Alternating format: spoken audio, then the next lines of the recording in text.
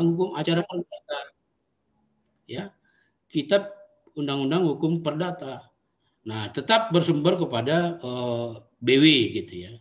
Nah, kemudian yang menjadi hukum acaranya yaitu Undang-Undang Nomor 2 Tahun 2004 tentang penyelesaian perselisihan hukum industrial.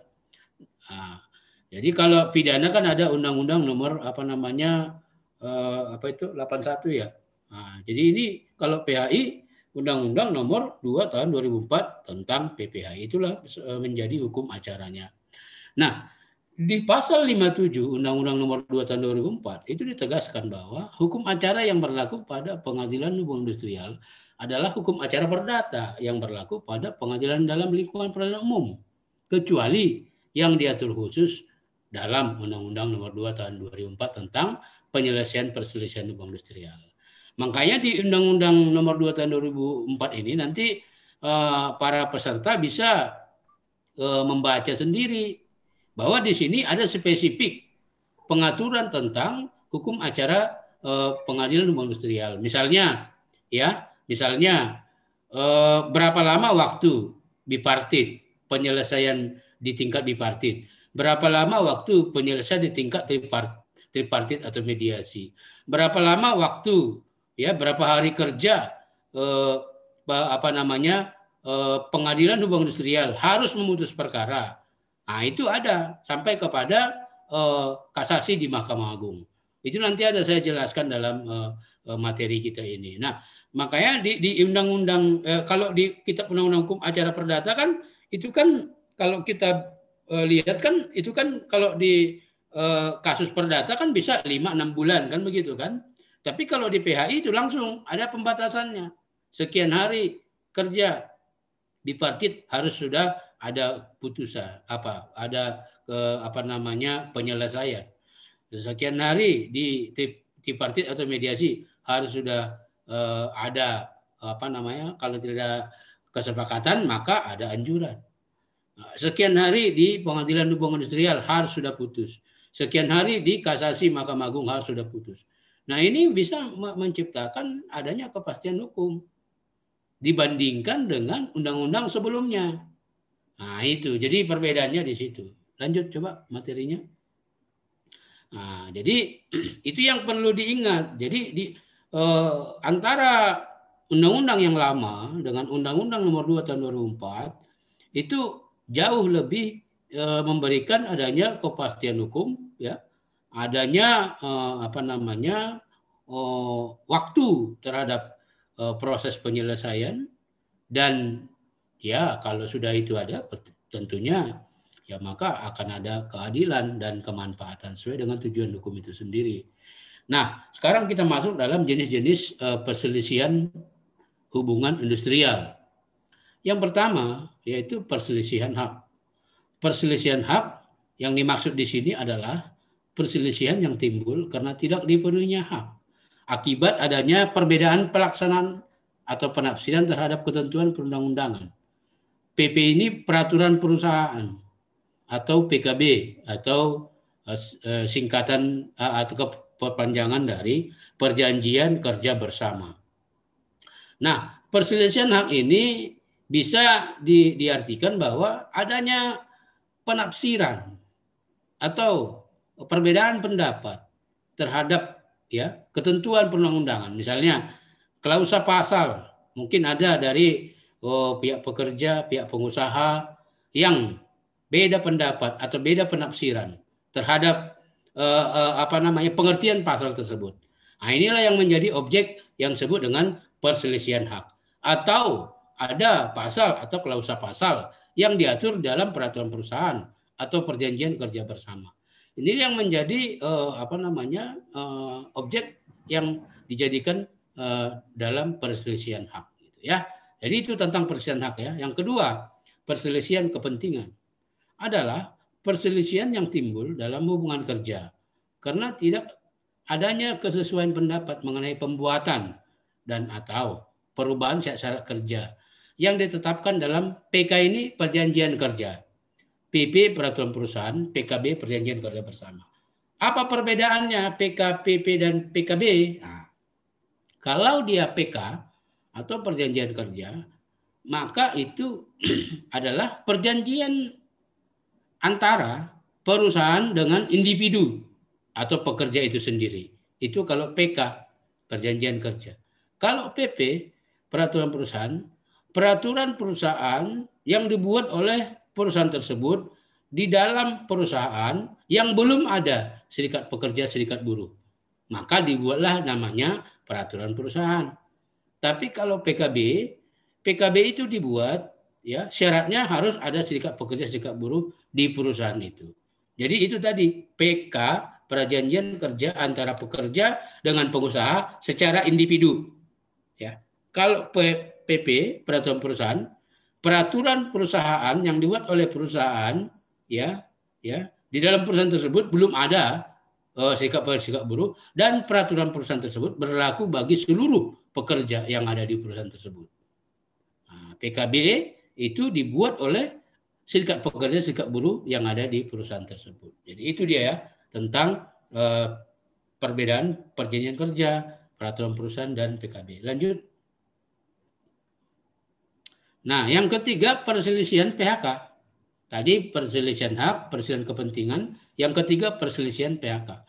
Perselisihan PHK yaitu perselisihan yang timbul karena tidak adanya kesesuaian pendapat mengenai pengakhiran hubungan kerja yang dilakukan oleh salah satu pihak. Jadi pengakhiran hubungan kerja ini bisa timbul karena salah satu pihak, bisa dari pihak pekerja, bisa dari pihak pengusaha, ya. Jadi ada ketidaksesuaian pendapat mengenai pengakhiran hubungan kerja. Sudah pasti ini berkaitan dengan hak-hak yang harusnya diterima oleh pekerja atau hak-hak yang harusnya diberikan oleh pengusaha kepada pekerja.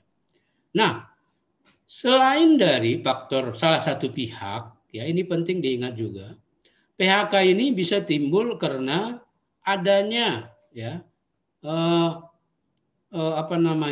perubahan kebijakan oleh pemerintah, oleh penguasa. Kemudian adanya force majeure atau adanya keadaan darurat, bencana alam, ya bencana alam yang tidak diduga-duga, sehingga berdampak kepada perusahaan itu sendiri. Misalnya adanya tsunami, adanya kebakaran, adanya ya yang tidak diduga-duga lah, yang bisa menyebabkan timbulnya pemutusan hubungan kerja. Jadi selain dari kedua belah pihak, ya salah satu pihak tadi pekerja dan pengusaha, bisa juga muncul karena kebijakan pemerintah. Misalnya krisis moneter, bisa muncul karena adanya kondisi darurat, bencana alam, ya. Nah, begitu ya. Jadi itulah yang menyebabkan terjadinya perselisihan PHK. Yang keempat yaitu perselisihan antar serikat pekerja, serikat buruh. Perselisihan yaitu perselisihan antara SPSB dengan SPSB lain hanya dalam satu perusahaan. Karena tidak adanya persesuaian paham mengenai keanggotaan, pelaksanaan hak, dan kewajiban ke serikat pekerjaan. Jadi ini sebenarnya kalau kita artikan bahwa adanya perselisihan karena keanggotaan atau karena kepengurusan.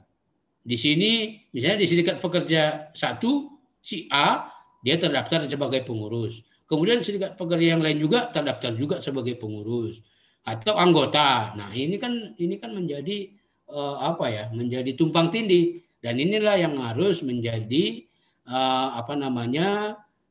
dicari kebenarannya oleh pengadilan hubungan industrial, siapa sebenarnya, yang mana sebenarnya yang sah secara aturan yang berlaku. Namun dari keempat perselisihan tadi, ya perselisihan hak, kepentingan, PHK, perselisihan antar serikat pekerja serikat buruh, dari keempat perselisihan ini hampir 90% kalau dipersenkan itu didominasi oleh perselisihan PHK. Artinya kasus-kasus yang yang muncul ke pengadilan hubungan industrial di seluruh Indonesia itu didominasi 90% oleh perselisihan pemutusan hubungan kerja. Nah, oleh karena itu kepada peserta ya lebih lebih memahami atau agar lebih menguasai tentang perselisihan PHK yang ada di Undang-Undang Nomor 13 tahun 2003 tentang Ketenagakerjaan, dan sekarang sudah ada Undang-Undang Nomor 11 tahun 2020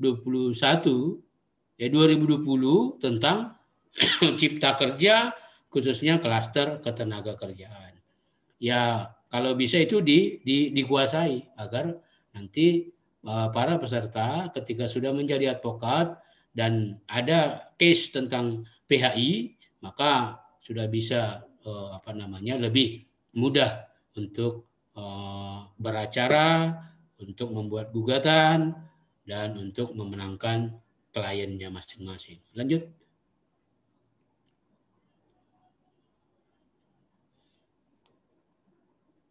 Nah, sekarang kita masuk kepada tentang hak-hak normatif pekerja. Nah, hak-hak normatif pekerja penting kita ketahui bahwa yang dinamakan dengan normatif yaitu hak yang seharusnya didapatkan oleh pekerja atau sering disebut dengan hak-hak dasar pekerja. Jadi hak normatif ini adalah hak dasar, hak yang harus diterima oleh pekerja sesuai dengan perundang-undangan yang ada. Nah, di sini saya kelompokkan menjadi 4 kelompok. Yang pertama bersifat ekonomis. Apa itu yang bersifat ekonomis? Yaitu yang berhubungan dengan upah, gaji, ya, THR, tunjangan jabatan, ya, kemudian tunjangan makan atau tunjangan transport yang memang dia sifatnya tetap, yang diatur di dalam Undang-Undang Ketenagakerjaan, peraturan perusahaan atau perjanjian kerja bersama atau perjanjian kerja. Nah, ini yang bersifat ekonomis, ya artinya berhubungan dengan nominal ya. Yang kedua, yang bersifat politis. Yang bersifat politis di sini dimaksud adalah kebebasan berserikat, ya, membentuk, menjadi atau tidak menjadi anggota serikat pekerja, serikat buruh, dan hak melaksanakan mogok kerja di dalam perusahaan. Nah, kalau yang bersifat ekonomis tadi, ini semua diatur di Undang-Undang Nomor 13 tahun 2003 tentang Ketenagakerjaan, ya, dan Undang-Undang Nomor 11 tahun 2020 tentang Cipta Kerja. Ya. Kalau yang bersifat politis ini diatur di Undang-Undang Nomor 24 tahun 2011 tentang Badan Penyelenggara Jaminan Sosial. Bersifat politis ini diatur di Undang-Undang Nomor 21 tahun 2000 tentang Serikat Pekerja, Serikat Buruh. Ya, itu ya. Kalau yang bersifat politis. Kemudian yang ketiga bersifat medis. Ini berhubungan dengan keselamatan dan kesehatan kerja, kecelakaan kerja, ya, dan juga ada di sini tentang jaminan kematian. Kalau bersifat medis ini diatur di Undang-Undang Nomor 24 tahun 2011 tentang Badan Penyelenggara Jaminan Sosial atau BPJS. Nah, ini BPJS ini terbagi dua, BPJS Kesehatan dan BPJS Ketenagakerjaan. Kalau BPJS Kesehatan itu transformasi dulu yang Askes namanya dulu. Kalau BPJS Ketenagakerjaan itu dulu namanya Jamsostek, Jaminan Sosial Tenaga Kerja. Kalau dulu Undang-Undang Nomor 3 tahun 92 tentang Jamsostek. Nah, keempat itu bersifat sosial. Bersifat sosial ini yang berkaitan dengan cuti nikah, ya, cuti melahirkan, cuti hamil, kemudian menghitankan anak, libur resmi, dan cuti-cuti lainnya, yaitu yang bersifat sosial. Misalnya orang tua meninggal, ya kan, anggota keluarga meninggal, saudara kandung meninggal, ini diatur di dalam Undang-Undang Nomor 13 tahun 2003 tentang Ketenagakerjaan. Lanjut.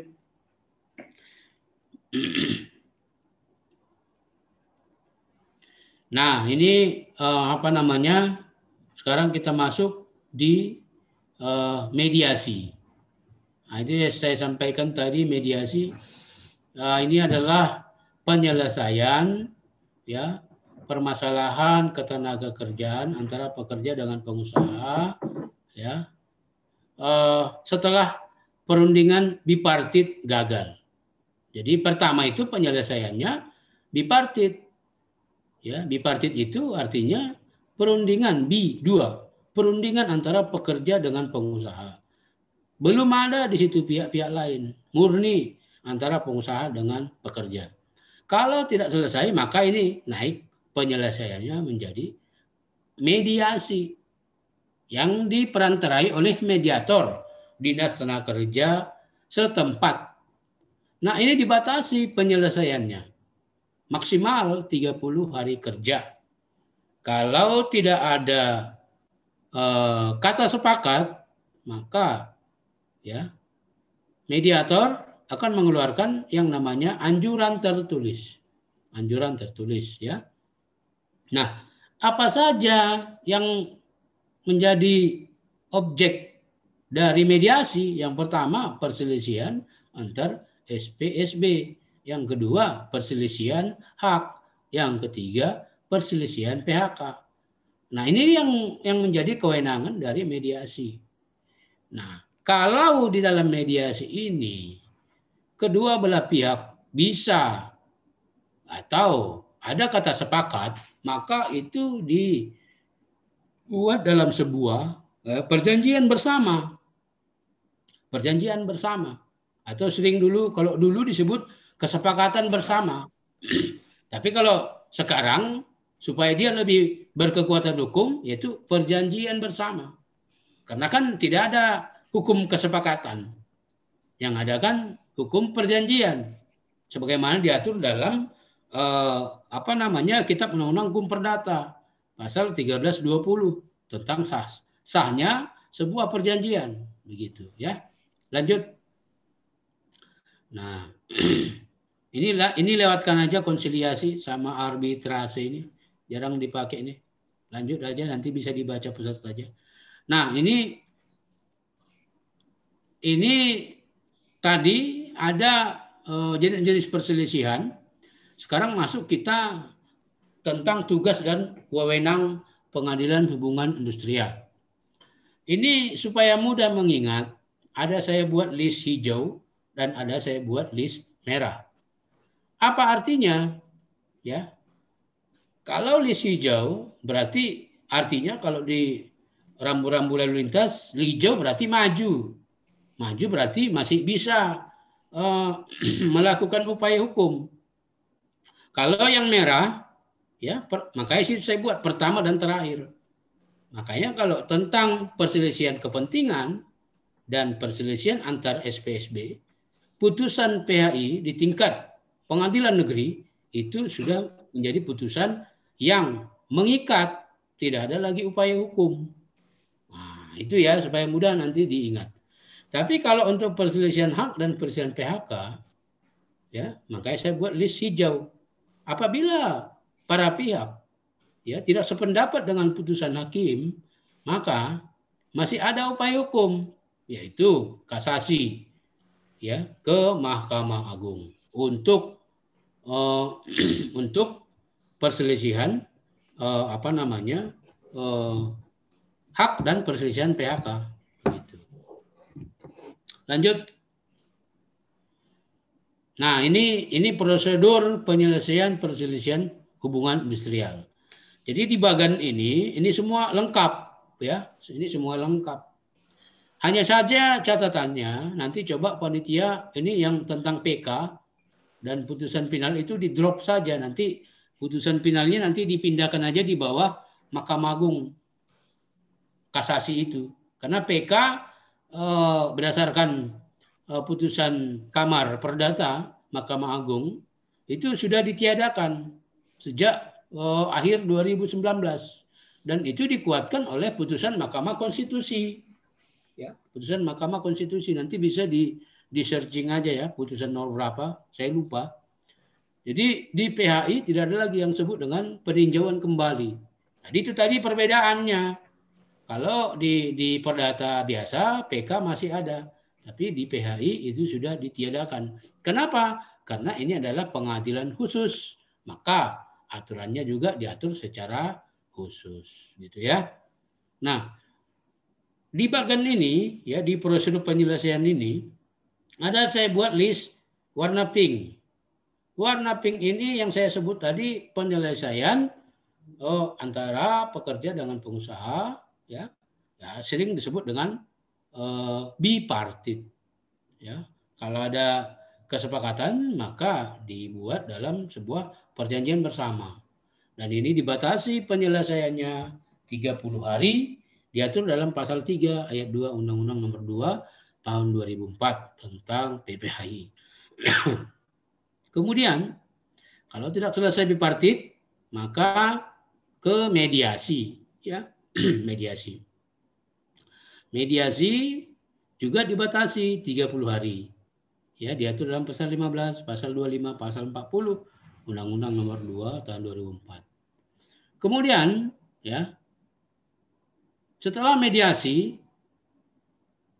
bagi para pihak yang tidak sepakat atau tidak sependapat dengan putusan hakim, catatannya hanya untuk perselisihan hak dan perselisihan PHK, boleh mengajukan upaya hukum yang disebut dengan kasasi ke Mahkamah Agung. Nah, ini dibatasi juga, ya, dibatasi.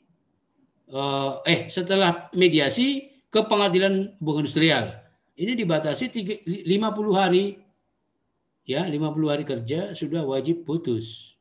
Nah, putusan PHI yang boleh kasasi yaitu putusan yang menyangkut tentang perselisihan hak dan perselisihan PHK, ini masih ada upaya hukum ke Mahkamah Agung atau kasasi ke Mahkamah Agung. Di Mahkamah Agung ini juga dibatasi hanya 30 hari kerja wajib sudah putus, begitu, ya. Jadi semua ada pengaturannya, semua ada batasannya. Jadi kalau dulu itu tidak ada kepastian kapan selesai, kalau dengan Undang-Undang Nomor 2 tahun 2004 ini sudah ada kepastian hukum. Lanjut.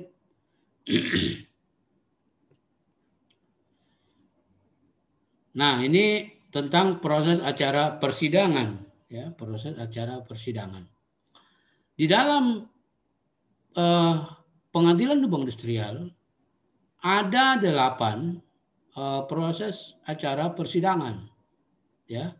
Yang pertama gugatan, ya. Yang kedua jawaban, yang ketiga replik, yang keempat duplik, yang kelima pembuktian. Nah, kenapa saya buat 8 tadi? Karena di pembuktian ini nggak cukup sekali sidang. Jadi di sini ada pembuktian penggugat, ada pembuktian tergugat. Apa itu pembuktian penggugat? Ya, saksi penggugat dan surat bukti penggugat.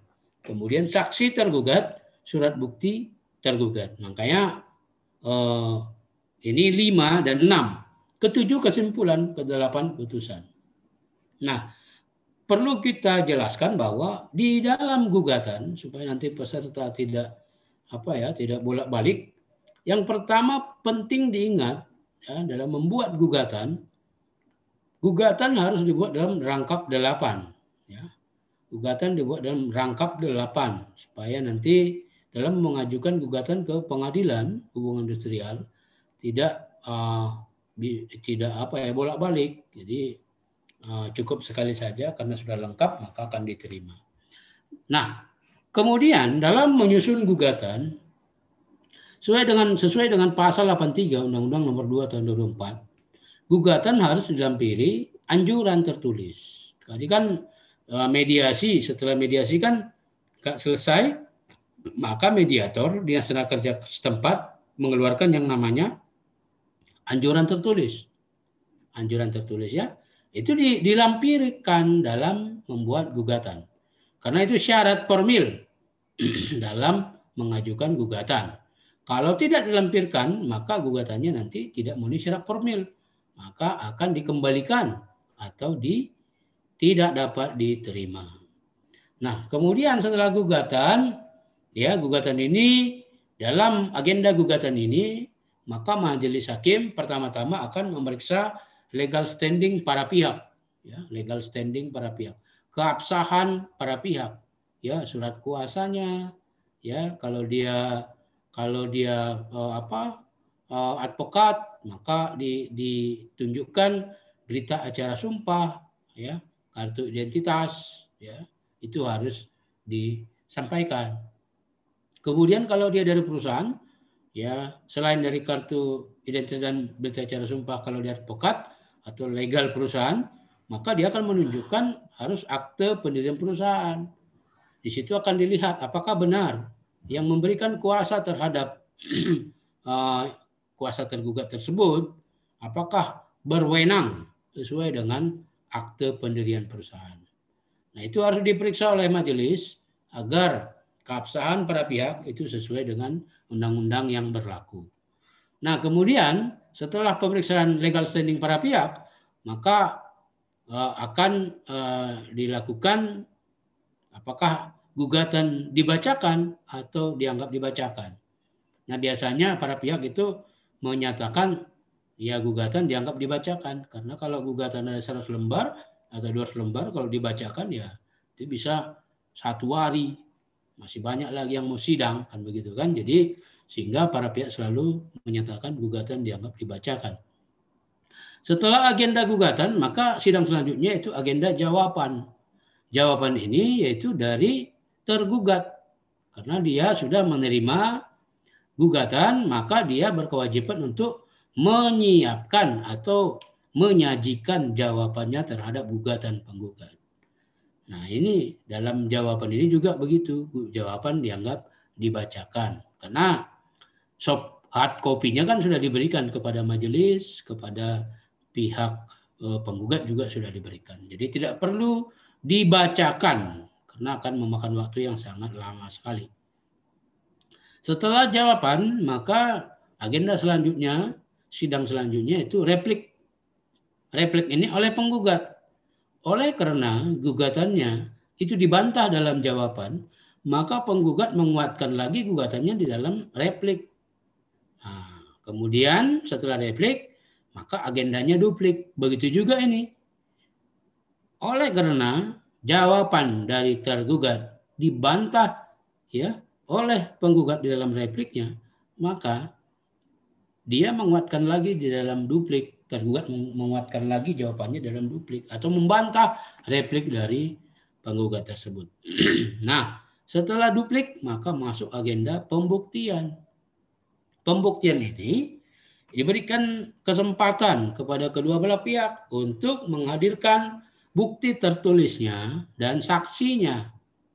Yang paling utama di dalam PHI ini, karena ini adalah perdata, ya perdata khusus, bukti yang paling utama yaitu bukti tertulis, bukan bukti saksi atau saksi ahli.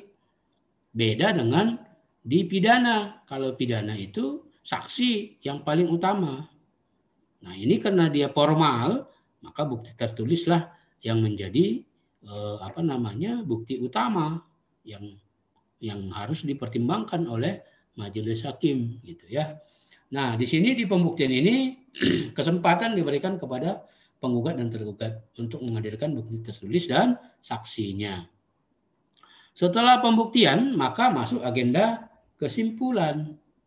Kesimpulan para pihak atau konklusi dari rangkaian sejak sidangan pertama sampai dengan pembuktian, maka para pihak wajib atau memberikan konklusinya, kesimpulan tertulis kepada majelis hakim.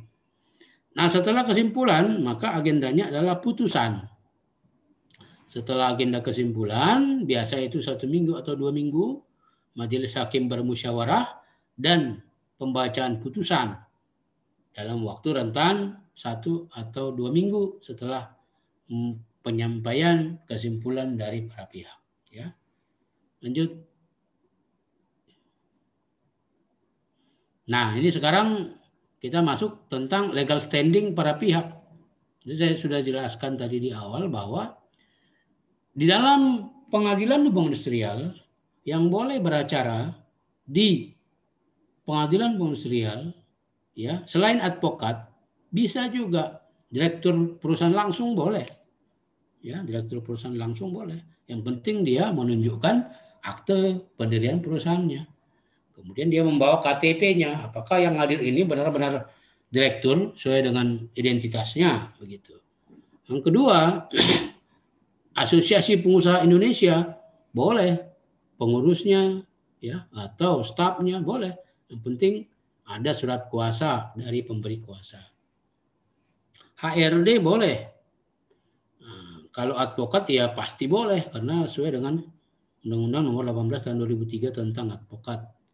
Pekerja langsung juga boleh, in person boleh. Jadi tidak perlu harus kalau dia tidak mampu bayar pengacara ya tidak perlu bayar membawa pengacara, boleh pekerja itu sendiri. Pengurus serikat pekerja juga boleh. Jadi di dalam PHI ini lebih diberikan kemudahan untuk menjadi kuasa hukum. Boleh pakai kuasa hukum, boleh juga langsung orangnya. Nah, itu dia di PHI. Nah, di dalam pengadilan industrial yang penting perlu diingat ya bahwa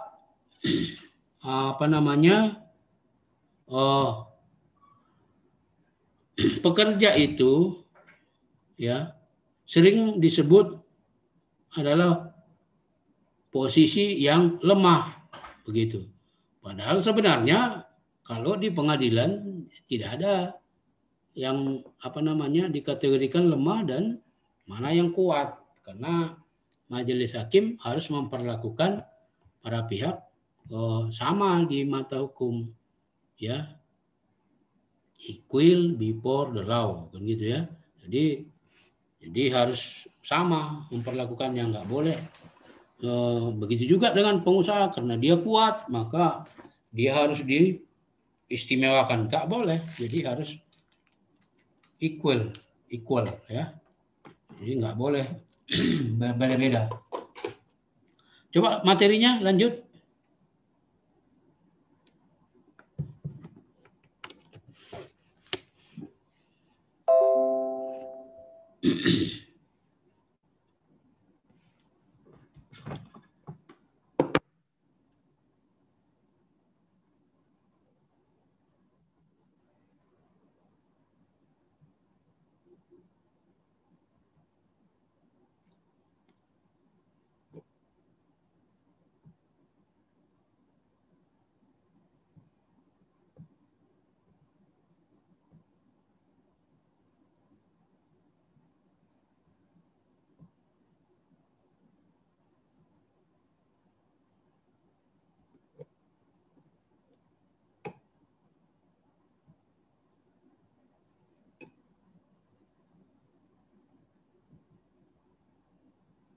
Nah, ini kita sekarang lanjut di surat gugatan ya.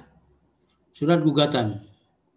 Nah, surat gugatan yang penting harus dipahami adalah surat gugatan harus disesuaikan dengan kompetensi, ya.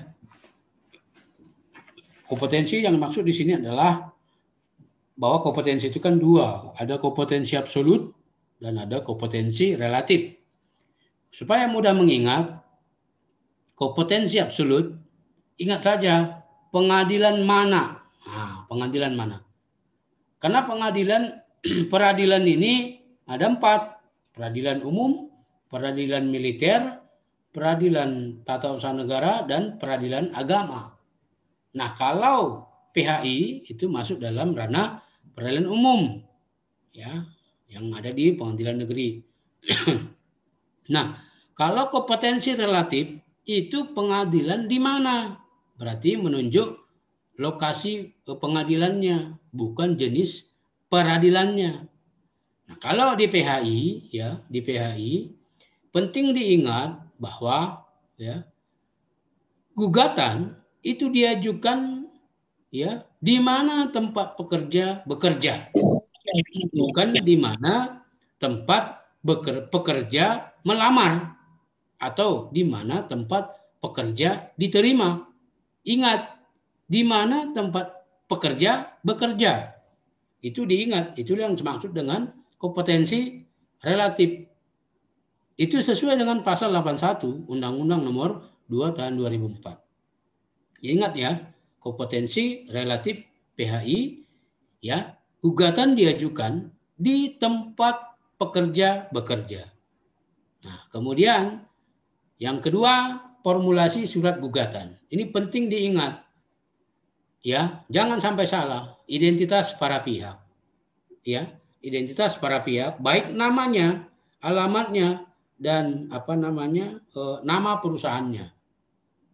Kemudian posita atau fundamentum petendi. Posita tentunya yaitu berkaitan dengan argumentasi hukum gugatan tersebut. Ya, argumentasi hukum gugatan tersebut. Kronologis terjadinya perkara tersebut. Hukum apa yang dilanggar? Hukum apa seharusnya yang diterapkan? Itulah bagian dari posita atau fundamentum petendi. Kemudian yang terakhir yaitu petitum atau sering disebut dengan tuntutan. Ya, tuntutan. Posita dengan petitum haruslah berhubungan. Tidak boleh bertentangan. Jangan nanti di posita mempersoalkan tentang perselisihan kepentingan. Tiba-tiba di petitum meminta pesangon. Nah, ini kan sudah bertentangan. Kalau di posita menceritakan tentang kepentingan, maka di petitum juga harus menuntut tentang apa kepentingan tersebut. Begitu. Nah, kalau di posita menceritakan atau argumentasi hukumnya tentang pemutusan hubungan kerja, maka di petitum boleh, memang harus, yaitu tentang pesangon atau hak-hak lainnya. Nah, itu ya, itu harus penting diingat. Nah, ini yang saya sebutkan tadi, yang di awal tadi. Surat gugatan harus dilampirkan dengan risalah penyelesaian mediasi atau konsiliasi, atau sering disebut dengan anjuran. Ini diatur di pasal 83 Undang-Undang Nomor 2 Tahun 2004 tentang PPHI. Gugatan harus dilampiri anjuran. Kalau tidak dilampiri, maka gugatan tersebut tidak memenuhi syarat formil. Gitu ya. Jadi harus dilampirkan anjuran. Lanjut.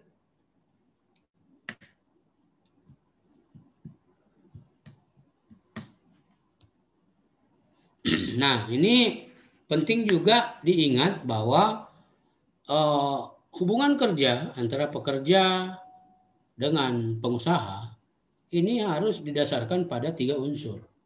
Yang pertama, adanya pekerjaan. Yang kedua, adanya perintah. Yang ketiga, adanya upah. Nah, ini diatur di pasal 1 angka 15 dan pasal 50 Undang-Undang Nomor 13 Tahun 2003 tentang ketenaga kerjaan. Ya. Nah, karena hubungan kerja, ketika ada hubungan kerja, maka melahirkan hak dan kewajiban. Ya. Nah, adanya pekerjaan, adanya perintah, adanya upah. Nah, jadi kalau misalnya tidak memenuhi salah satu dari ketiga unsur ini, maka tidak ada hubungan kerja. Kalau tidak ada hubungan kerja, tidak ada yang dinamakan hak dan kewajiban. Kalau tidak ada hak dan kewajiban, maka tidak ada yang disebut dengan hubungan hukum. Nah, itu ya. Lanjut. Nah, ini tentang bentuk hubungan kerja. Bahwa di dalam Undang-Undang Nomor 13 Tahun 2003 tentang ketenagakerjaan, bahwa hubungan kerja itu ada dibagi 2, yaitu PKWT atau perjanjian kerja waktu tertentu atau sering disebut dengan kontrak. Ini harus didasarkan kepada ada beberapa syarat. Yang pertama, harus tertulis. Harus berbahasa Indonesia atau Latin. Tidak boleh mensyaratkan masa percobaan atau training atau orientasi. Pekerjaan selesai. Sekali selesai, penyelesaian dalam waktu paling lama 3 tahun. Pekerjaan yang sifatnya sementara atau musiman. pekerjaan yang berhubungan dengan produk baru, kegiatan baru, produk tambahan yang masih dalam percobaan. Ini diatur di pasal 59 Undang-Undang 13 tahun 2003 tentang ketenagakerjaan. Tapi ya di Undang-Undang Cipta Kerja, ya di Undang-Undang Cipta Kerja, ya ini juga sudah ada pengaturan baru. Perbedaannya yaitu tentang pekerjaan selesai waktu yang tidak lebih paling lama atau 5 tahun. Jadi ciri 3 tahun di Undang-Undang Cipta Kerja itu berubah menjadi 5 tahun. Kemudian ya di peraturan pemerintah nomor, kalau saya tidak salah ya, nomor 38 itu juga diatur ya 35 atau 38 itu diatur tentang perjanjian kerja waktu tertentu. Nanti boleh dibaca ya. Lanjut. Nah, kemudian satu lagi yaitu PKWTT, perjanjian kerja waktu tidak tertentu. Adanya perjanjian kerja sebagai karyawan tetap, adanya pengangkatan berupa surat keputusan karyawan tetap, karyawan PKWT yang tidak memenuhi syarat PKWT yang tadi itu. Kalau ada yang tidak memenuhi satu syarat, maka demi hukum berubah statusnya menjadi PKWTT atau pekerja tetap. Lanjut.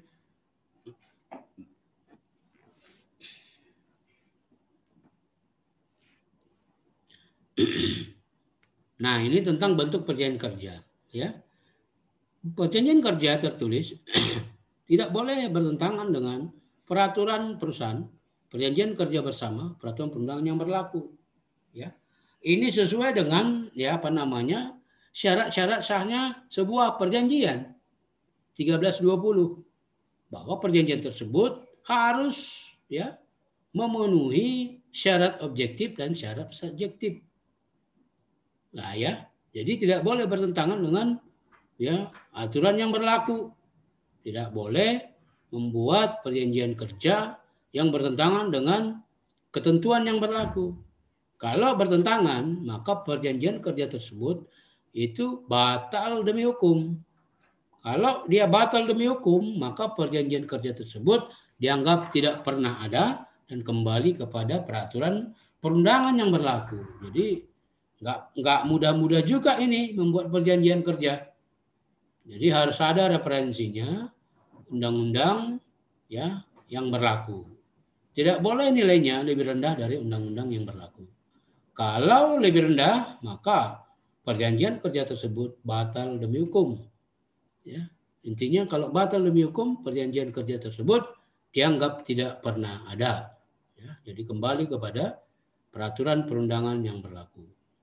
Nah, itu kalau yang tertulis. Kalau tidak tertulis, ya walaupun dia tidak ada perjanjian kerja tertulis, tapi ada slip gajinya, ada kepesertaan BPJS atau jam sosteknya, ada pengakuan para pihak, ada kesaksian orang lain, maka dianggap dia memiliki perjanjian kerja. Walaupun secara tertulis dia tidak memiliki perjanjian kerja, tapi secara lisan dia ada bukti tentang slip gajinya, ada kepesertaan BPJS-nya, ada pengakuan para pihak, kesaksian orang lain. Nah, itu sudah menunjukkan bukti bahwa dia memiliki perjanjian kerja. Ini diatur di pasal 5154 Undang-Undang nomor 13 tahun 2003 tentang ketenagakerjaan. Lanjut. Nah, ini tentang perjanjian kerja bersama, ya. Tentunya kalau perjanjian kerja bersama syaratnya harus ada serikat pekerja, serikat buruh yang tercatat di instansi terkait di bidang ketenagakerjaan. Artinya bahwa serikat pekerja tersebut telah sesuai dengan ketentuan perundangan yang berlaku. Nggak boleh semalam didirikan serikat pekerja, besok langsung ikut membuat perjanjian kerja bersama. Tidak boleh. Dia harus memenuhi ketentuan perundangan yang berlaku. Dia harus tercatat di instansi ketenagakerjaan setempat. Ya. Nah, kemudian tentang perjanjian kerja, ini nanti peserta PKPA bisa membaca di Kepmenaker Trans RI nomor Kep 48 garing Men garing 4 Romawi garing 2004 tentang tata cara dan pengesahan peraturan perusahaan serta pembuatan dan pendaftaran perjanjian kerja bersama. Jadi ini bisa nanti dibaca oleh peserta, ya boleh di searching supaya lebih mudah memahaminya. Saya pikir tentang perjanjian kerja bersama ini apa namanya bisa nanti dibaca. Lanjut. Nah, ini pembentukan tim perunding dan tahapannya. Tim perunding terdiri dari pihak pengusaha dan pihak serikat pekerja serikat buruh dengan jumlah masing-masing 9 orang dengan kuasa penuh. Ya. Kemudian adanya sepakati tata tertib perundingan, minimal memuat tujuan pembuatan tata tertib, susunan tim perunding, lamanya perundingan, dan seterusnya dan seterusnya. Lanjut. Kemudian setelah ada kesepakatan, maka PKB wajib didaftarkan kepada instansi kabupaten kota setempat. Kalau dia satu wilayah, maka didaftarkan di kabupaten kota. Kalau dia satu provinsi, ya, atau terdapat lebih dari satu provinsi, boleh daftarkan di satu provinsi. Tapi kalau dia di seluruh provinsi, lebih dari satu provinsi, maka didaftarkan di Dirjen Pembinaan Hubungan Industrial di Kementerian Tenaga Kerja di Jakarta. Ya. Lanjut. Nah, sekarang kita masuk kepada putusan Mahkamah Konstitusi yang telah diputus oleh Mahkamah Konstitusi atas adanya judicial review dari pihak terhadap uji material terhadap Undang-Undang Nomor 13 Tahun 2003 tentang Ketenagakerjaan. Nah, putusan MK Nomor 12 Tahun 2003 ini sebenarnya berkaitan dengan pasal 158 Undang-Undang Nomor 13 Tahun 2003. Ya, di mana pasal 158 ini lebih spesifik, ini berbicara tentang kesalahan berat yang dilakukan oleh pekerja yang dulunya dapat menjadi dalil pengusaha untuk mem-PHK atau memutus hubungan kerja pekerja. Walaupun kita tahu sendiri bahwa kesalahan berat tersebut ya berkaitan dengan misalnya adanya pencurian, penggelapan, ya, melakukan asusila, kemudian berkelahi, ya, penipuan dan segala macam, bahwa itu kan adalah ranah pidana. Harusnya kan ada putusan pidana yang berkekuatan hukum tetap dulu, baru dapat diajukan PHK. Karena waktu itu belum ada putusan Mahkamah Konstitusi dan itu menjadi sering dalil dari pengusaha, maka diajukan uji material ya ke Mahkamah Konstitusi, sehingga lahirlah ini putusan Mahkamah Konstitusi yang menyatakan bahwa pasal 158 tidak mengikat, ya. Selain itu, ini berdampak juga kepada adanya tentang daluarsa hak dan daluarsa PHK. Bahwa kalau dulu di pasal 171 itu ada daluarsa PHK, daluarsa hak yaitu 2 tahun, tapi di ini melalui putusan Mahkamah Konstitusi ini tidak lagi yang disebut dengan daluarsa hak. Ya, dia tidak lagi daluarsa tentang hak. Tapi kalau tentang PHK ada daluarsa hanya khusus untuk PHK yang pertama pekerja menjalani proses pidana atau pasal 160 ayat 3 Undang-Undang Nomor 13 Tahun 2003. Kemudian yang kedua, pekerja mengundurkan diri atas kemauan sendiri berdasarkan pasal 162 Undang-Undang Nomor 13 Tahun 2003. Jadi daluarsa PHK hanya ada di 2 jenis PHK. PHK karena menjalani proses pidana pasal 160 ayat 3 dan PHK karena pekerja mengundurkan diri atas kemauan sendiri berdasarkan pasal 162 Undang-Undang Nomor 13 Tahun 2003. Selain dari kedua PHK ini, maka tidak ada yang disebut dengan daluarsa PHK. Peserta PKPA nanti ketika sudah menjadi advokat boleh mengajukan gugatan di luar dua PHK ini. Ya, lanjut. Nah, ini tentang norma putusan MK nomor 115 tahun 2009. Ini intinya tentang menghapus sistem mayoritas tunggal dalam perundingan PKB. Kalau dulu kan sering disebut adanya kalau dia anggotanya 50% plus 1 di perusahaan tersebut, maka dialah yang berhak dalam membuat PKB. Tapi oleh putusan Mahkamah Konstitusi ini tidak ada lagi sifatnya tunggal. Boleh. Yang tidak 50% juga boleh melakukan perundingan. Tapi dia harus sesuai dengan Permenaker Trust nomor 16 tahun 2012, ya, maksimal 3 SBSB atau gabungan dari serikat buruh yang jumlah anggotanya minimal 10% dari seluruh pekerja dalam satu perusahaan, itu boleh berkoalisi dan mengutus wakilnya untuk melakukan perundingan dalam pembuatan PKB. Lanjut. Nah, ini norma putusan MK nomor 37 tahun 2011. Ini tentang pekerja buruh yang di PHK berhak atas upah proses bila PHK-nya tidak terbukti bersalah. Nah, jadi kalau memang pemutusan hubungan kerja yang dilakukan oleh pengusaha itu hanya akal-akalan, ya, tidak sesuai dengan fakta-fakta, dan di dalam persidangan terbukti bahwa PHK, alasan PHK yang dilakukan oleh pengusaha tersebut tidak terbukti, maka ya pekerja itu berhak atas upah selama proses. Apa yang dimaksudkan upah selama proses? Yaitu upah sejak dia tidak dibekerjakan lagi sampai ya putusan pengadilan.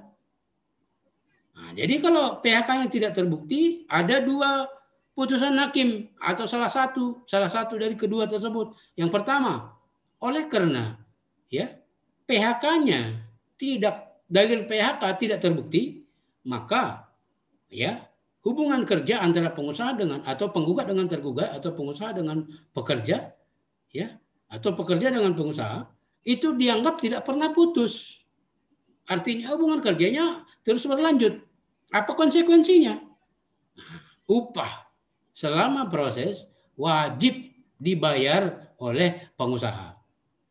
Nah, itu dia. Dan memerintahkan kepada tergugat. Kalau dia pengusahanya tergugat. Kalau dia pengusahanya penggugat, memerintahkan kepada penggugat untuk mempekerjakan kembali, ya, pekerja atau penggugat atau tergugat di posisi semula dengan upah yang sama. Nah, jadi tidak boleh mengurangi upahnya, tidak boleh menurunkan jabatannya. Harus dikembalikan bekerja ke tempat semula. Itulah dia kalau dalil PHK yang didalilkan oleh pengusaha tidak terbukti. Atau putusannya bisa begini juga. Oleh karena ya hubungan kerja antara pengusaha dengan pekerja tidak harmonis lagi, maka tidak dapat dilanjutkan lagi. Maka hubungan kerja putus oleh Pengadilan Hubungan Industrial, kalau di Medan, pada Pengadilan Negeri Medan. Berdasarkan ketentuan Pasal 151 Ayat 3 Undang-Undang Nomor 13 Tahun 2003. Menghukum tergugat atau pengusaha membayar hak-hak penggugat, yaitu 2 kali ketentuan pesangon, ya, sesuai dengan pasal 156 ayat 2, penghargaan masa kerja sesuai dengan ketentuan pasal 156 ayat 3, dan penggantian hak sesuai dengan ketentuan pasal 156 ayat 4, dan menghukum pengusaha atau tergugat membayar upah selama proses minimal 6 bulan upah. Nah, jadi itu. Jadi bisa 2 kemungkinan putusan hakim.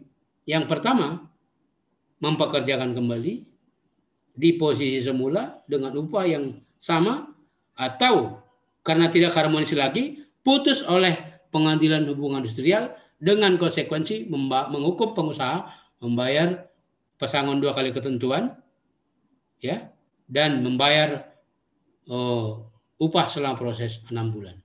Nah, itu dia konsekuensi dari putusan Mahkamah Konstitusi nomor 37 tahun 2011 apabila dalil PHK yang didalilkan oleh pengusaha tidak terbukti. Ya, itu dia ya. Lanjut.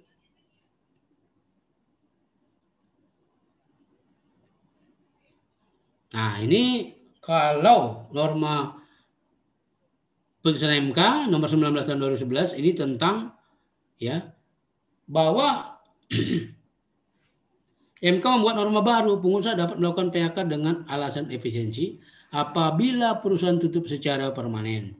Ya, jadi kalau dia perusahaan memang tutup secara permanen, maka pengusaha dapat melakukan pemutusan hubungan kerja terhadap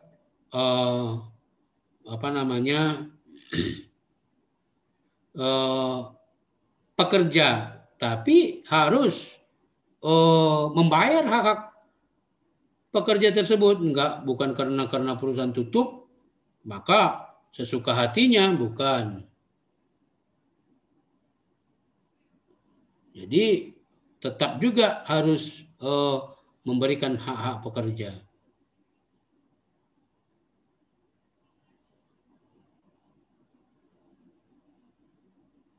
Nah, itu ya. Jadi kan biasanya kan pengusaha kan agak susah melakukan pemutusan hubungan kerja walaupun perusahaannya tutup.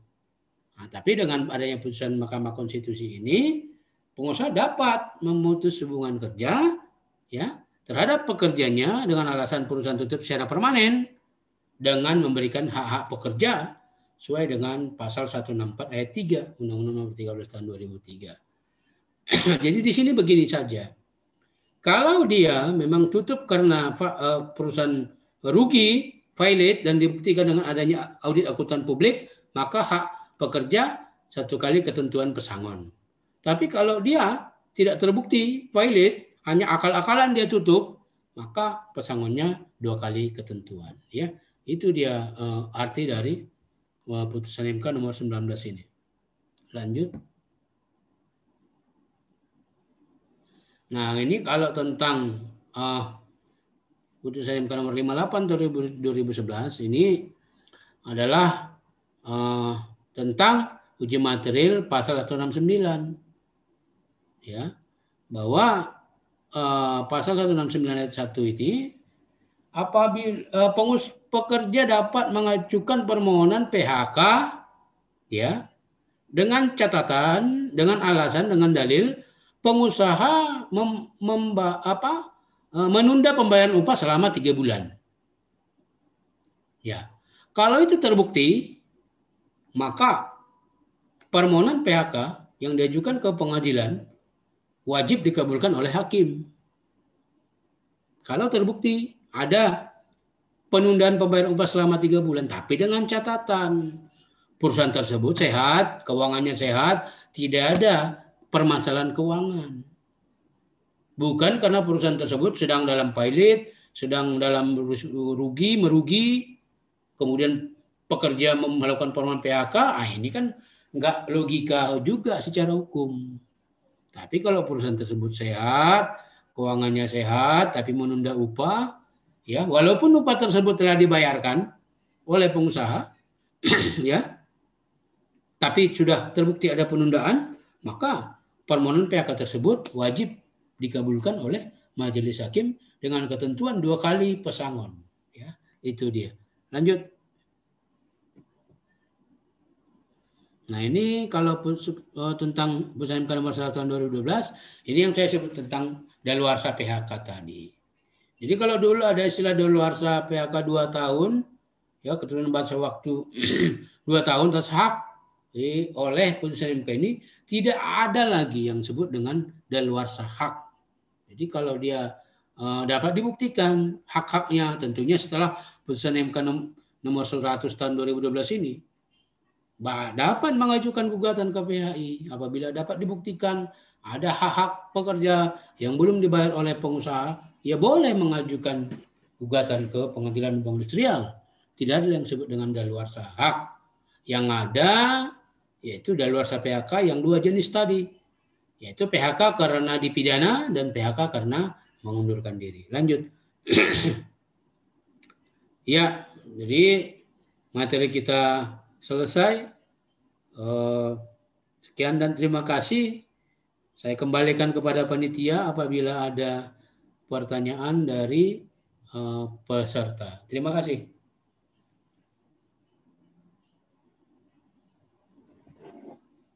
Silakan kepada peserta apabila ada pertanyaan.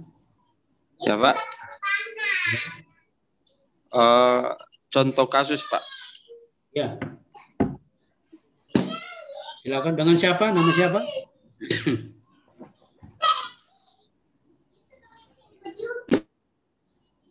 Abdul Ali Simatupang, Pak. Iya, silakan pertanyaannya. Contoh kasus di PTPN 7, Pak.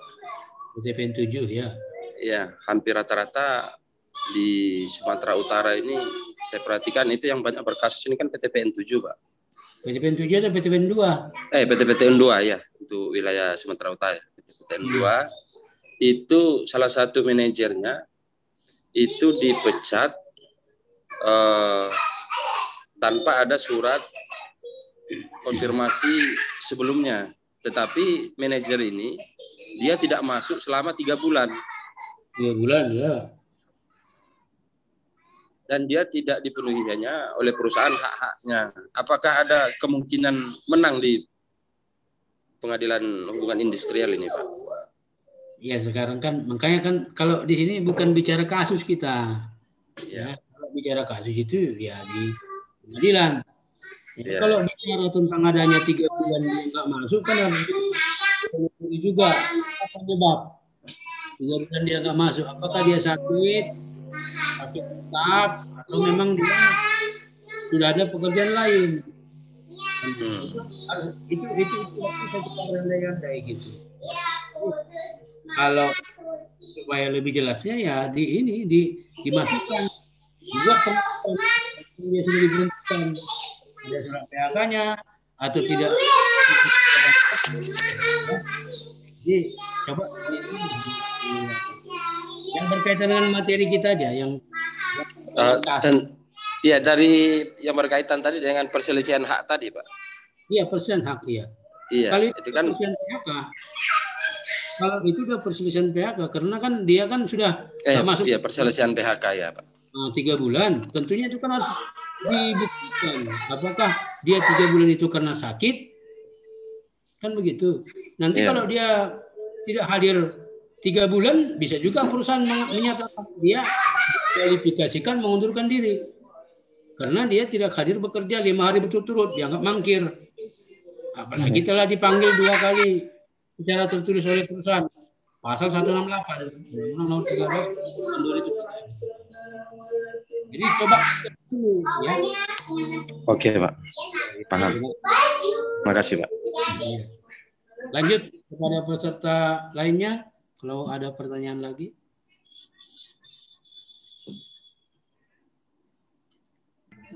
Izin materinya boleh di-share ya, Pak?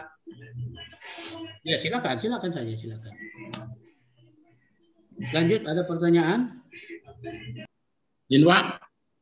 Ada pertanyaan? Ya, Pak. Jadi, apakah dia di suatu perusahaan itu bisa ada 2 serikat yang berbeda, Pak? Ya, lebih dari 2 juga ada yang 5, ada yang 6 juga bisa. Pertama kan biasa kan ada spesi ya. Ya kan? Kemudian nanti ada SBC kan begitu kan? Ya. Lagi nanti serikat pekerja yang dibentuk oleh perusahaan itu sendiri kan bisa juga begitu. Jadi boleh. Undang-Undang Nomor 21 tahun 2000 tentang serikat pekerja, serikat buruh itu sudah membebaskan ya untuk mendirikan atau membentuk serikat pekerja, menjadi atau tidak menjadi anggota serikat pekerja.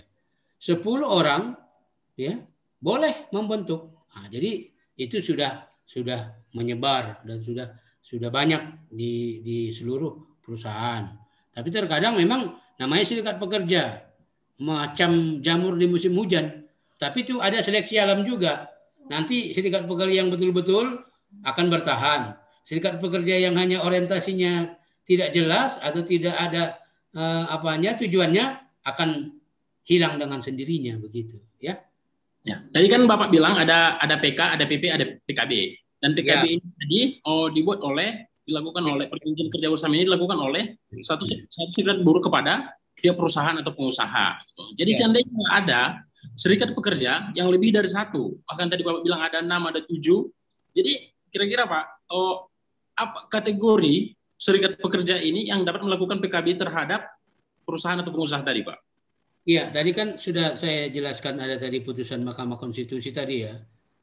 Mahkamah Konstitusi tadi, materi tadi ada itu. Bahwa tidak ada yang disebut lagi dengan serikat tunggal untuk membuat PKB. Jadi boleh 3 serikat pekerja itu berkoalisi, paling tidak minimal 10% dari jumlah pekerja yang ada, anggotanya, itu sudah boleh ikut dalam menyusun perjanjian kerja bersama. Jadi boleh, lebih dari 3 boleh. Jadi kalau SPSI misalnya ada lebih banyak anggotanya, dia ikut. Kemudian serikat yang lain berkoalisilah mereka mengutus siapa perwakilannya untuk membuat PKB tersebut. Itu sudah dihapus mayoritas tunggal. Tapi kalau lebih jelas nanti coba baca di Kepmenaker Trans nomor 48 tahun 2015. 2012 atau 2015 ya. Coba nanti dibaca itu ya.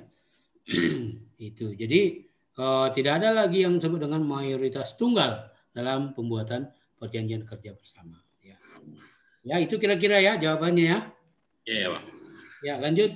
Kalau ada lagi pertanyaan yang lain.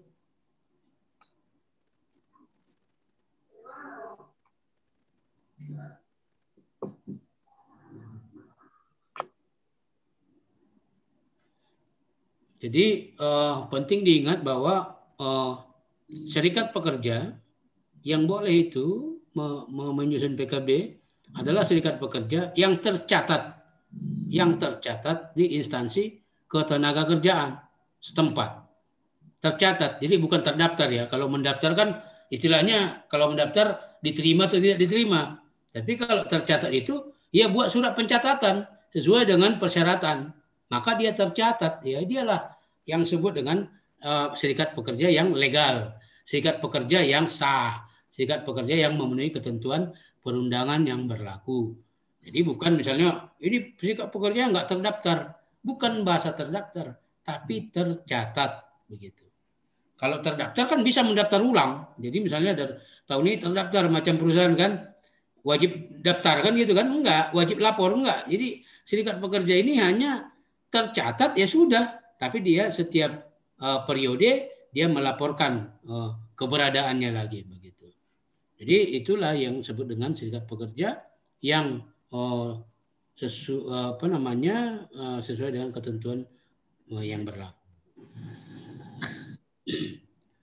Ayo lanjut lagi pertanyaan selanjutnya dari peserta yang lain. Kalau masih ada.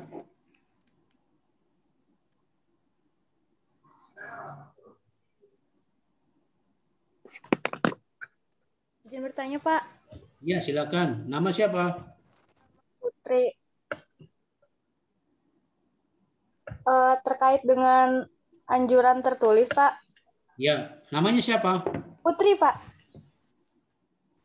Nah, biasanya kalau anjuran tertulis itu apakah ada format khusus? Terus contoh isinya tuh kayak gimana gitu, Pak? Ya, kalau anjuran itu ya, walaupun saya bukan orang mediator ya, tapi bisa saya sebutkan kalau putuskan ada irah-irah putusan kan begitu kan.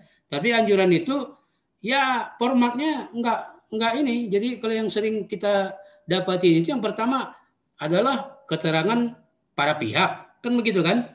Ada keterangan pihak pekerja, ada keterangan dari pihak pengusaha, kemudian ada pendapat dari mediator, kan gitu. Pendapat dari mediator, kemudian kesimpulan dan anjuran. pendapat pekerja, pendapat dari pendapat atau keterangan dari pekerja, pendapat atau keterangan dari pengusaha, kemudian pendapat mediator atau keterangan mediator, kemudian kesimpulan. Setelah kesimpulan, anjuran tertulis. Nah, jadi kalau anjuran tertulis itu biasa, misalnya ya agar, namanya anjuran, maka bahasanya agar. Tapi kalau putusan baru ada istilah menghukum, memerintahkan. Nah, tapi kalau anjuran redaksinya agar pengusaha membayar pesangon pekerja, kan begitu. Agar pengusaha mempekerjakan pekerja. Nah, itu dia kalau anjuran. Nah, ya. Itu anjuran itu sesuai dengan pasal 83 Undang-Undang Nomor 2 Tahun 2004, pasal 83 Undang-Undang Nomor 2 Tahun 2004, anjuran tertulis itu adalah syarat mengajukan gugatan. Atau sering disebut dengan tiket. Tidak boleh mengajukan gugatan tanpa ada melampirkan anjuran. Jadi anjuran itu adalah syarat. Anjuran itu adalah syarat formil mengajukan gugatan. Nah, itu tadi pertanyaannya tentang anjuran, yaitu dia formatnya, keterangan pekerja, keterangan pengusaha, keterangan dari mediator atau pendapat mediator, kesimpulan, kemudian anjuran. Nah, itu. Kira-kira itu ya jawabannya ya. Ya, Pak, makasih. Oke, terima kasih. Lanjut.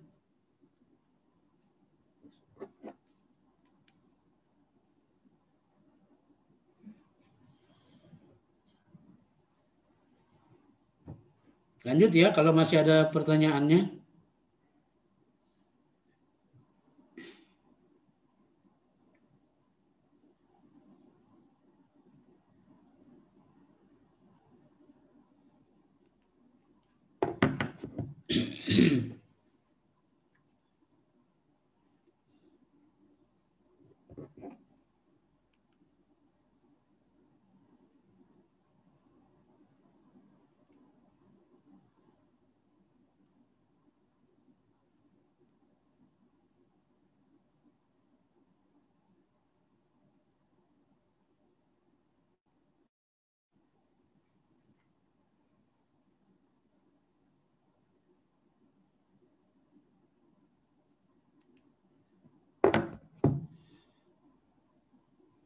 Ada lagi pertanyaan dari peserta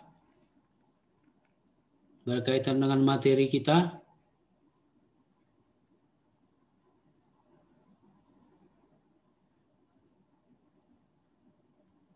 Kalau tidak ada, saya kembalikan kepada panitia. Tapi kalau ada nggak apa-apa, tanya.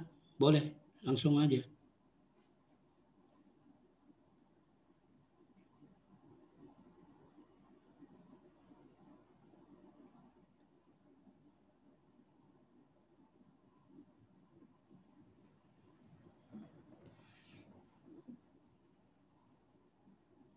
Silakan.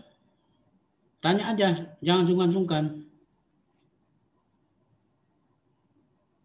Boleh yang sudah bertanya juga bertanya lagi, boleh, nggak apa-apa. Kan jangan menunggu-nunggu yang belum bertanya. Siapa tahu ada yang kurang jelas lagi tadi tentang hukum acaranya, ya, supaya nanti peserta setelah dilantik jadi advokat sudah bisa langsung terjun ke pengadilan hubungan industrial. Ada lagi?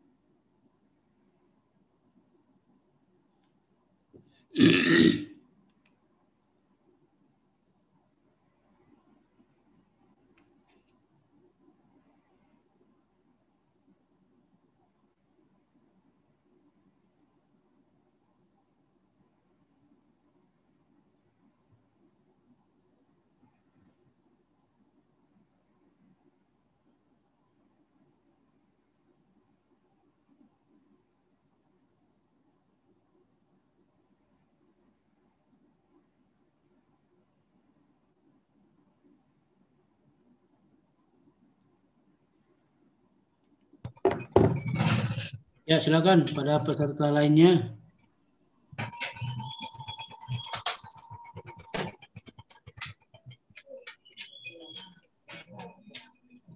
Silakan. Ada pertanyaan lagi dari peserta?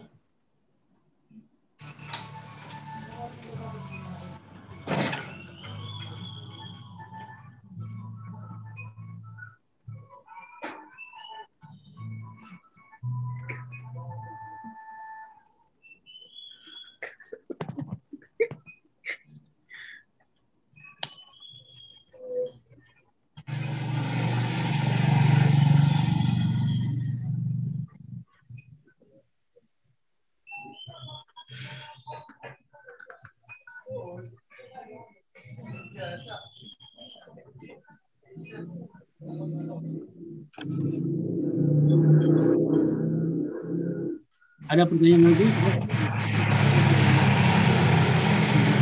Sudah cukup, Pak. Ya.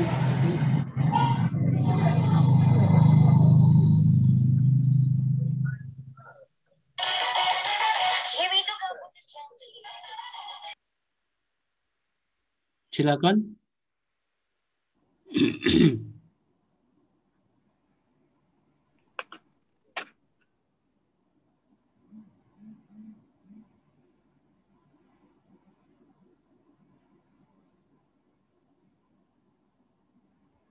Atau kalau nanti mau bertanya boleh dicatat nomor saya. Silakan ya nanti ya catat ya 081 396 811 316.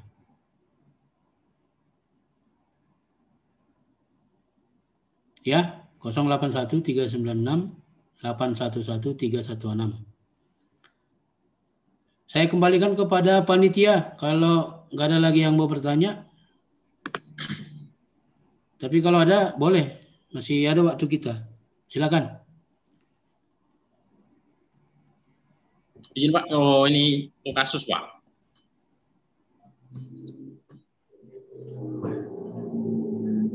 Di suatu perusahaan ada dua serikat buruh atau serikat pekerja. Yeah.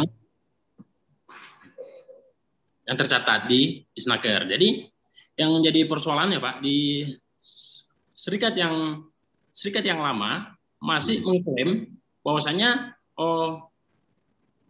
anggota serikat yang baru ini masih anggota serikat yang lama. Iya. Sementara para pekerja itu sudah membuat surat pernyataan pengunduran diri dari serikat yang lama dan beralih ke serikat yang baru. Iya, iya. Dan ini serikat yang baru, PUK, serikat yang baru sudah mengajukan nama-nama anggotanya ke pihak perusahaan. Iya. Kemarin pihak perusahaan telah menerima daftar nama anggota tersebut. Iya. Jadi yang jadi persoalan Pak, sampai saat ini pihak perusahaan masih memotong iuran para pekerja memotong iuran pekerja sebesar 1%, dan ini iuran 1% ini masih diserahkan kepada serikat yang lama. Itu Pak. Kira-kira menurut Bapak gimana langkah penyelesaiannya yang baik Pak?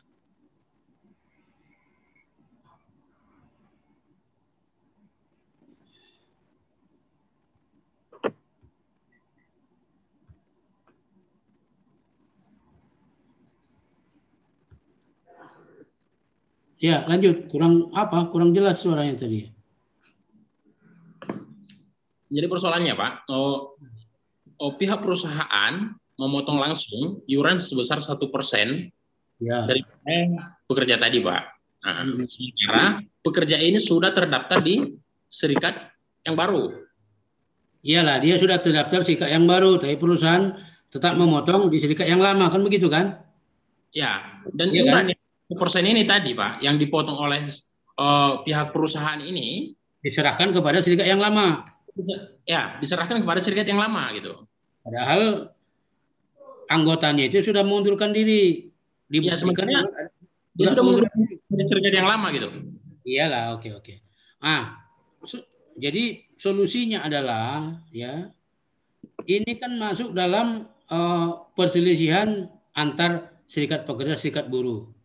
Itu tadi yang 4 perselisihan tadi. Maka untuk menyatakan mana yang benar dan mana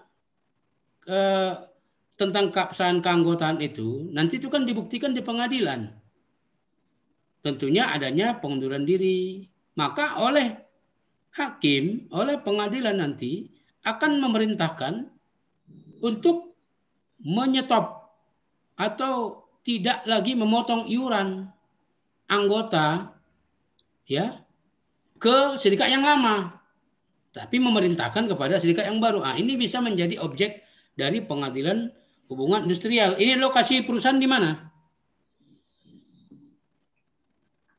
Di mana? Daerah Pantai Timur, Pak. Pantai Timur Sumatera. Iyalah, masih masuk PHI Medan itu. Iya, Pak. Ya udah, apalah Bu, buat pengaduan ke Disnaker. Buat pengaduan ke Disnaker, tentunya nanti kan keluar anjuran. Ya. Setelah keluar anjuran, baru ajukan gugatan ke Pengadilan Hubungan Industrial pada Pengadilan Negeri Medan. Maka kita nanti akan memeriksa itu. Iya kan? Iya, Pak. Begitu-begitu terus bisa dipotongi terus itu. Perusahaan kan mungkin lebih sor berhubungan kepada serikat yang lama, ya kan? Ya kan? Ya. Serikat yang baru ini kan agak kritis. Kan begitu. Ya. Nah, jadi itu nanti bisa menjadi objek dari gugatan ke Pengadilan Hubungan Industrial pada Pengadilan Negeri Medan. Kumpulkan bukti-buktinya. Bukti pengunduran diri, bukti pemotongan, bukti formulir keanggotaan. Nah, itu nanti akan kita putus. Maka itu bisa menjadi presiden untuk putusan untuk serikat-serikat yang lainnya nanti ya. Itu kira-kira ya pendapatnya ya. Iya, jadi silakan. Tapi awalnya buat dulu pengaduan ke Disnaker setempat di Pantai Timur itu. Keluar anjuran, baru ajukan gugatan ke Pengadilan Hubungan Industrial. Ya, itu dia jawabannya ya. Lanjut, ada lagi? Silakan pertanyaan dari peserta yang lainnya.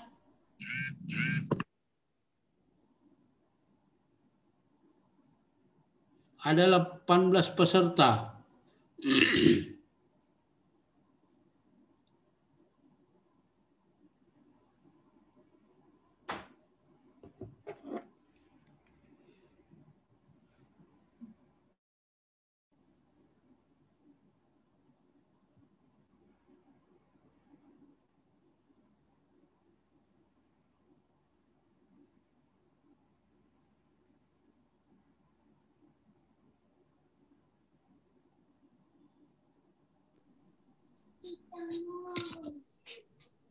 Izin Pak bertanya Pak. Silakan. Tentang ini Pak, Pengadilan Hukum Industrial ini, apakah perusahaan itu kalau putusannya menguatkan penggugat, apakah bisa mempidanakan perusahaan ini Pak? Iya. Jadi kalau Pengadilan Hubungan Industrial itu kan perdata khusus. Dia kewenangannya ada 4, yaitu perselisihan hak, PHK, kepentingan, dan perselisihan antar SBSB.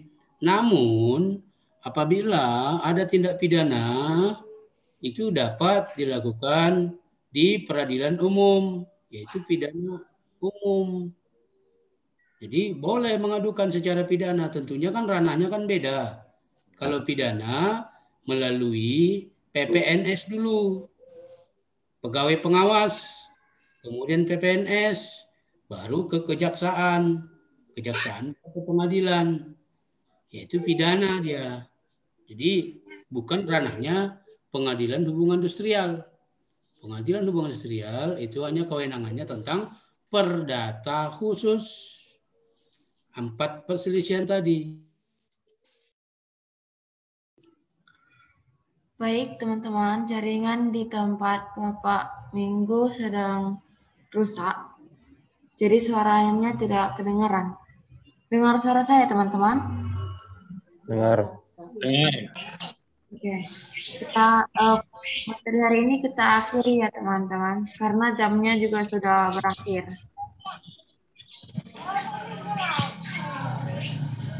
Terima kasih untuk Pak Minggu atas pengajarannya untuk 2 jam yang terbaru. Terima kasih Pak, boleh lihat Pak dari Zoom.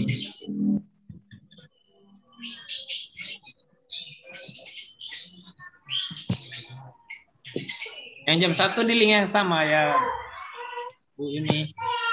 Ya, nanti kita lanjut di jam 1 ya, teman-teman. Terima kasih. Di link Zoom yang sama. Terima kasih, selamat siang, selamat makan siang.